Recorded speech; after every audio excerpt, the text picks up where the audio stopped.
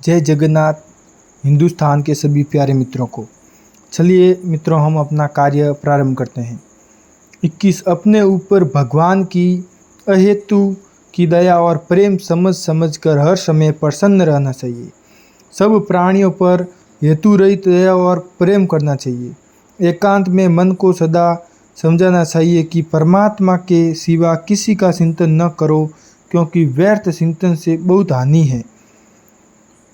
24 भगवान के समान अपना कोई भी हितैषी नहीं है, अतः अपने अधीन सब पदार्थों को अपने आप को राजा बल्कि भांति भगवान के समर्पण कर देना चाहिए। 25 भगवत प्राप्ति के लिए मनुष्य को पात्र बनना चाहिए। पात्र बनने पर भगवान स्वयं ही शीघ्र दर्शन दे सकते हैं। 26 सुनने वालों की इच्छा के बिना वक्त को सत्संग के रहस्य की बातें नहीं सुनानी चाहिए। 27 जहाँ व्याख्यानदाता बहुत हो वहाँ जहाँ तक हो व्याख्यान न दें। 28 पूजा प्रतिष्ठा, ऊंचे आसन और ऊंचे पद से सदा ही दूर रहना चाहिए। 29 जहाँ तक हो गुरु बनने की इच्छा कभी न करें।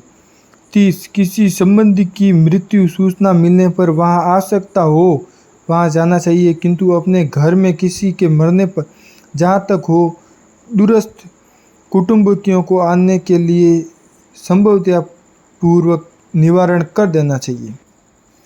31 दहेज और दान देना चाहिए, किंतु जहाँ तक हो लेने से बचना चाहिए। 32 जहाँ तक हो पंच न बनना चाहिए, बनने तो पक्षपात नहीं करना चाहिए। 33 जहाँ तक हो सगाई विवाह आदि संबंध कराने के काम से दूर रहना चाहिए। 34 ब्रह्म मुहूर्त में उठना चाहिए। यदि सोते सोते सूर्योदय हो जाए तो दिन भर उपवास और जप करना चाहिए। 35 एकांत के साधन को मूल्यवान बनाने के लिए संध्या, गायत्री जप, ध्यान, पूजा पाठ, स्तुति, प्रार्थना, नमस्कार आदि के अर्थ और भगवान को समझने के लिए निष्काम भाव से श्रद्धा भक्ति पूर्वक नित्य करना चाहिए। 36 भगवत प्राप्ति, पवित्र और एकांत देश का सेवन, सत्संग और स्वाध्याय, परमात्मा का ध्यान और उसके नाम का जप, निष्काम भाव, ज्ञान, वैराग्य और उपरति, इनके समान कोई भी साधन नहीं है। 37 द्विजाति मात्र को उचित है कि नित्य सूर्योदय और सूर्यास्त से पूर्व ही संध्योपासन और गायत्री जप करें। 38 भगवान के नाम रूप को याद रखते हुए ही सामाजिक, व्यावहारिक, आर्थिक आदि कार्य न्यायपूर्वक निस्वार्थ भाव से करें, क्योंकि अपनी सारी चेष्टा निस्वार्थ भाव से दूसरों के हित के लिए करने से ही कल्याण होता है। 39 स्नान और नित्य कर्म के लिए बिना दातून और जल के सिवा कुछ भी मुख में न लें। 40 श्री भगवान के भोग लगाकर तथा यथाधिकार बलि वैश्व देव करके ही भोजन करें।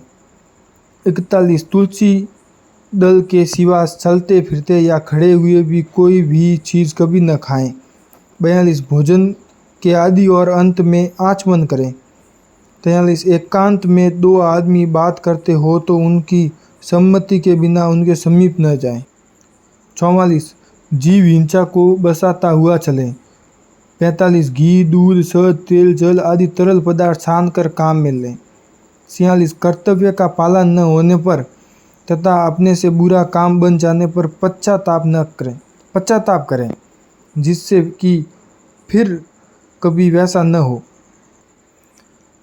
47 कर्तव्य कर्म को झंझट मान लेने पर वह भार रूप हो जाता है, विशेष लाभदायक नहीं होता। 48 वही कर्म भगवान को याद रखते हुए प्रसन्नतापूर्वक मुग्ध होकर किया जाए तो बहुत ऊंचे दर्जे का साधन बन जाता है।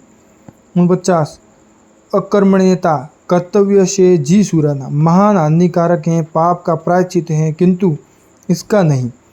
अकर्मण्यता का त्याग ही इसका प्रायश्चित है। 50 कर्तव्य पालन रूप परम पुरुषार्थ ही मुक्ति का मुख्य साधन है। जय जगन्नाथ सभी मित्रों को। आगे का वाचन हम कल करेंगे। तब तक के लिए आप अपना ख्याल रखें।